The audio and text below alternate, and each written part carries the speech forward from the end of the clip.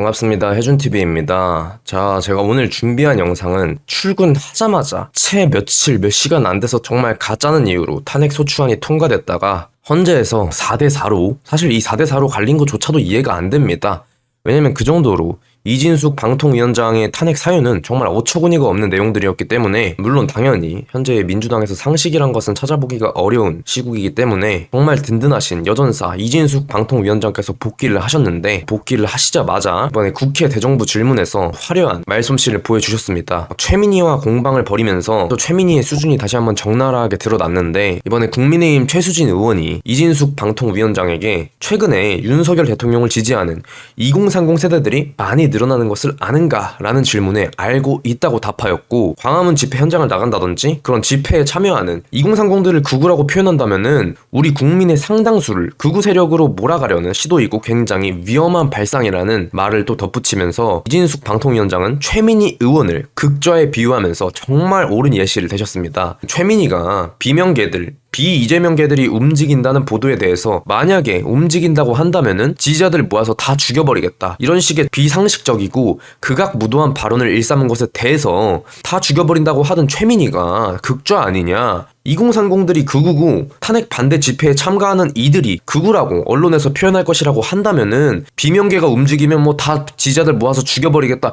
이런 말 하고 있는 최민희야말로 극좌 아니냐, 이런 비유를 대신 건데, 그러기 때문에 누가 비상식 집단인지 좀 알아달라 라고 이제 호소를 한 것처럼 보이시는데, 또 심각한 문제를 또 말씀해 주셨습니다. 민주당이 단독으로 정부 예산을 삭감하면서 이 방통위가 기본 경비조차 삭감이 돼가지고 심각한 어려움을 겪고 있다는 것인데, 소송 대응 예산이 0원으로 책정이 되면서 이 글로벌 기업들이 과징금에 대해서 불복 소송을 한다든지 대형 로펌들을 끼고 그런 식으로 기세등등하게 방통위를 상대로 소송을 걸 시에 이거에 맞대응하기 위해서 소송 대응 예산이 있어야 되는데, 이 소송 대응 예산을 민주당이 전부 삭감해버렸기 때문에 방통위 예산 80억 삭감, 기본 경비는 13억 삭감, 소송비가 0원이 돼가지고 대한민국 전체 수십억, 수백억 가량의 크나큰 피해를 야기할 수 있다는 어떤 글로벌 기업이나 기업들의 불법적인 행태에 대해서 과징금이나 과태료를 부과할 시에 그 글로벌 기업에서는 소송을 제기한다, 엄청 호화로운 로펌의 변호인들을 선임해가지고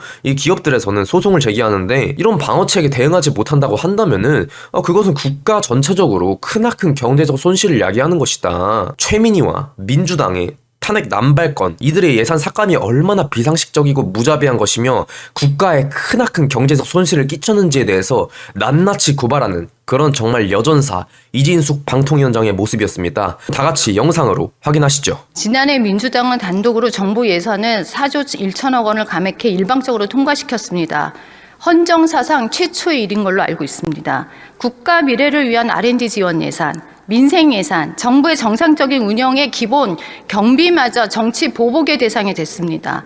위원장님, 마찬가지일 거라고 생각합니다.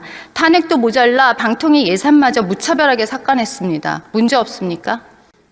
문제가 상당히 많습니다. 저희의 경우에 80억 원이 삭감이 됐고, 그 가운데서 기본 경비가 13억 원 가량이 삭감이 됐는데, 굉장히 중요한 예산들입니다. 제가 조그만 것부터 이야기하면 이게 중요하다는 뜻이 아니라, 저는 지금 그 출퇴근 차량의 기름비, 유류비를 제가 내고 있습니다. 그거 괜찮습니다. 국민 경제가, 국가 경제가 다 어려우니까. 그런데 비서실 운영비도 제로로 만들었기 때문에 기자들이나 손님들이 외부에서 방문을 해도 차 한 잔을 제대로 내놓을 수가 없는 상황입니다. 그런데 그 중에서 가장 큰 것은 소송비입니다. 소송비가 0원인데요. 이게 얼마나 심각한 문제냐 하면, 실질적으로 저희가 그 과태료나 과징금을 부과를 하게 되는데, 그 대상은 국내 기업들뿐만 아니라 글로벌 기업도 해당이 됩니다. 그런데 그들이 만약에 이제 그 수백억 원대의 과징금을 물 상황에 처하게 되면 그쪽에서는 당연히 또 소송 같은 것을 제기를 하게 되는데, 저희는 소송비가 제로, 0원입니다.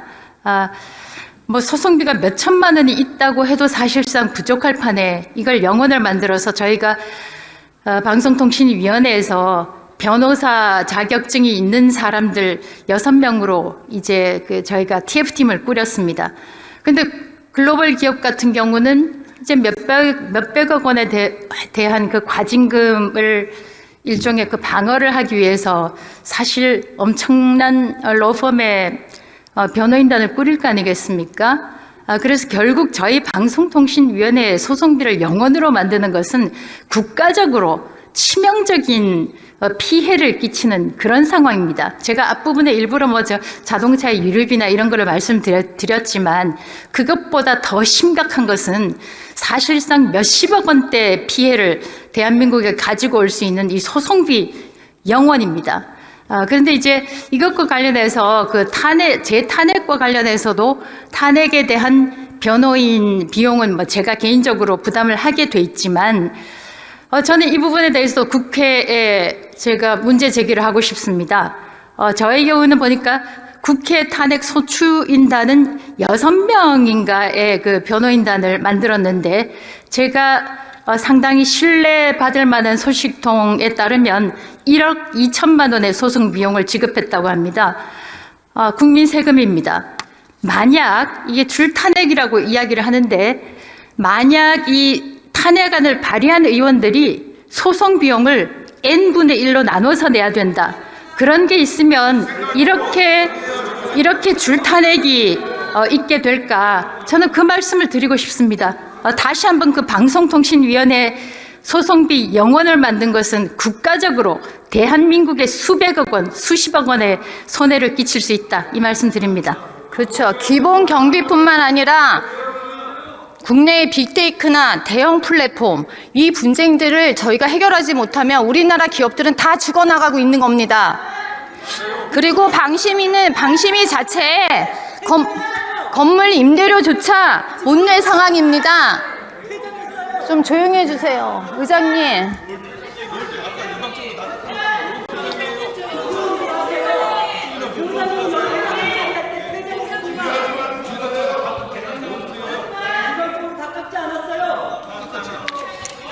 네, 의원님 계속하십시오. 네. 방심위는 기본적인 임대료조차 못 내고 있습니다. 이런 불법 모니터링, 앞으로 심의에 대한 차질도 많을 거라고 생각합니다. 확인해 보세요. 야당 예산 삭감을 좀 피해갈 수 있도록 좀 대책을 마련해 주시면 감사하겠습니다. 그렇게 하겠습니다.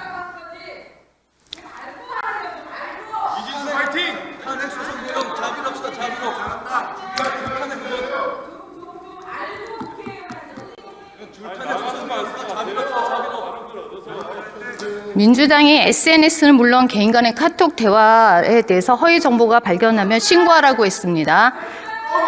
거짓말이십니까? 여기 봤잖아요. 이재명 대표도 카톡 뉴스의 성역 아니고 민주당의 역량을 총동원하여 책임을 묻도록 하겠다고 했습니다.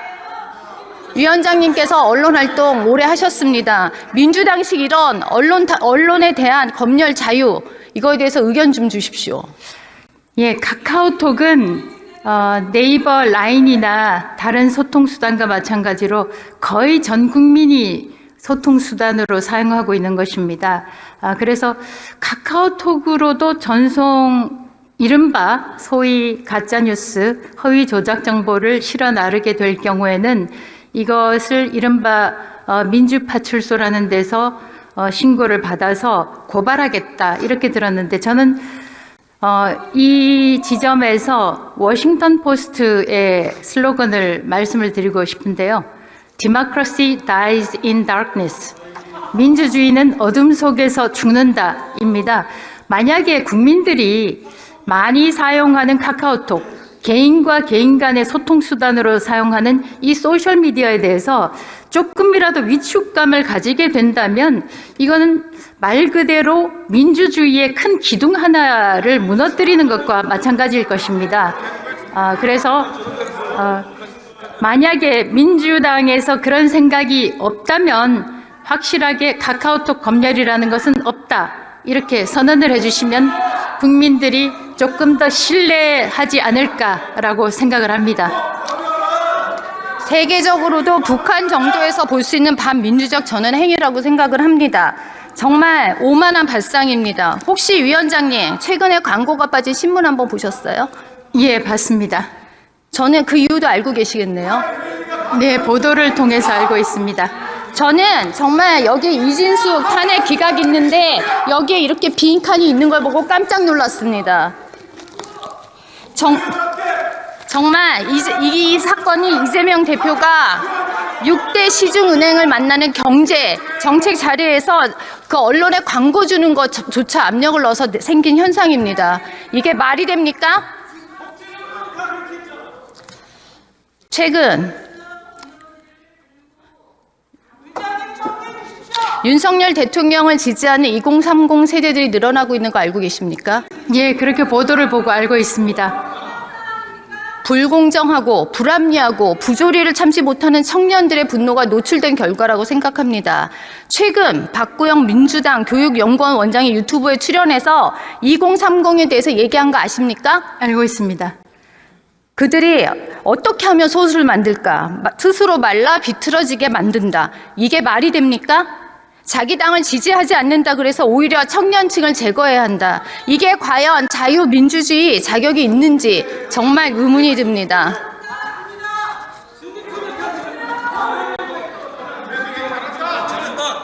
MBC 관련 한번 말씀 꼭 드리고 가야겠습니다. 제가 안 하려고 했는데 꼭 드리고 한번 가야겠습니다. MBC 띄워주세요.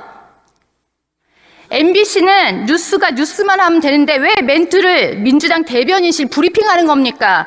여기서 구구라는 표현 계속 나옵니다. 위원장님, 도대체 이런 구가 여기서 왜 나옵니까?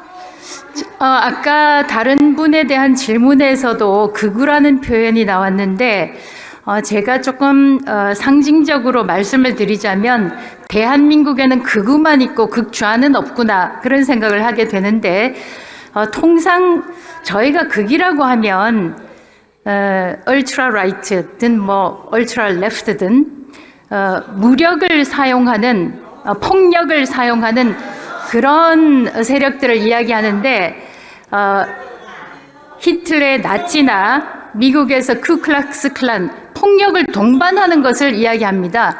자, 그런데 만약에 이진숙을 극우라고 하고 또 2030 세대 광화문 집회든 아니면 집회 현장에 나가는 2030을 극우라고 한다면 저는 그 이야기를 도저히 믿을 수가 없고 우리 국민의 상당수를 극우 세력으로 몰아가는 그런 시도라고 생각을 하고 있고요. 굉장히 위험한 발상이라고 생각합니다.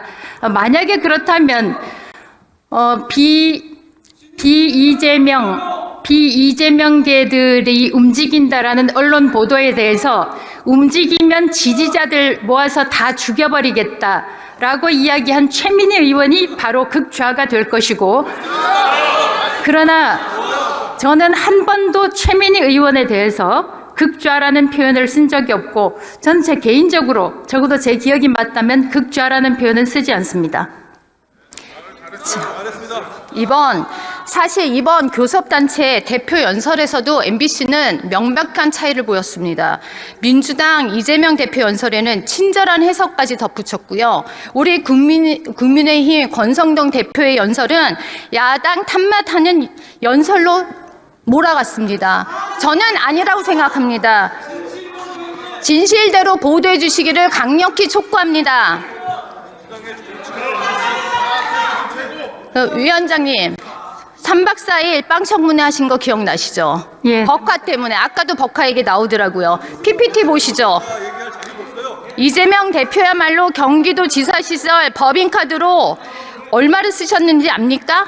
개인 2,790만 원씩 샌드위치 먹고요. 아니, 과일 2,790, 샌드위치 685만 원, 거기다 세탁비 쓰시고요. 샴푸까지 쓰셨습니다.